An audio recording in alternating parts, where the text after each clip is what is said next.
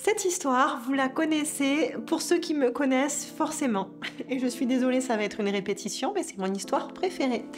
Donc tous mes patients, ou quasiment, vous êtes repartis avec cette petite histoire dans votre cœur, j'espère, et dans votre tête.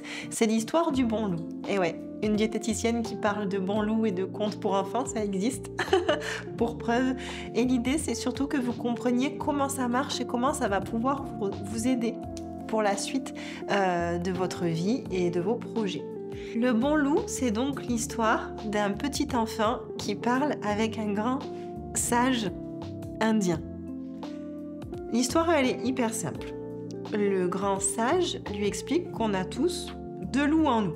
C'est comme ça, l'humain est fait comme ça. Il y a un bon loup qui dit que c'est bien ce qu'on fait, c'est quand même chouette et on fait toujours de notre mieux et qu'on est une bonne personne et que finalement on gère quand même hyper bien tout ce qu'on a géré dans la vie et qu'on se comporte du mieux qu'on peut avec les gens autour de nous et qu'on peut être super fier de notre parcours. Ça, c'est le bon loup.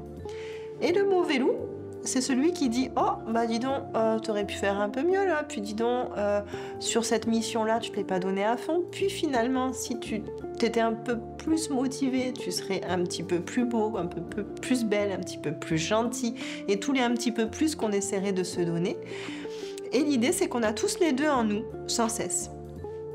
Et du coup, le petit enfant demande au vieux sage « Bah, c'est chouette qu'on ait les deux loups, mais je comprends pas bien qui est-ce qui gagne. Et à votre avis, qui est-ce qui gagne ?»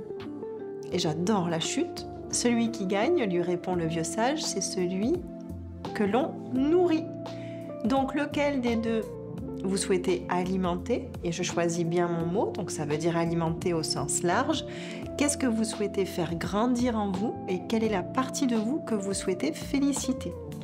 C'est hyper important d'utiliser cet exercice. Je parle par exemple de l'alimentation ou du fait de boire plus d'eau, c'est encore plus commun. On devrait quasiment tous s'hydrater un peu plus et un peu mieux. Et finalement, on n'y arrive pas. L'objectif des 1 litre, 1,5 litre par jour, c'est compliqué. On n'a pas ancré dans nos habitudes. Bref, on n'y arrive pas. On a deux postures par rapport à ça. Celle de bon, bah, j'y arrive pas, je laisse tomber, je m'en fous, puis on verra bien si un jour j'ai un problème de santé ou pas. Mais de toute façon, à quoi ça sert de beaucoup boire? Parce que j'en vois pas la différence. C'est cool, c'est une posture, mais je suis pas sûre qu'elle marche sur le long terme.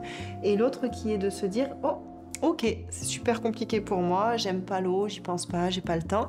Mais à chaque fois que je bois un verre d'eau, je suis trop contente parce que je me dis, ah, j'ai bu, j'ai fait l'effort et j'ai déjà ça qui va être bon pour mon corps. Et bien, vous verrez très vite comment ça va se répercuter sur votre organisme et qu'est-ce que vous aurez envie de reproduire comme attitude.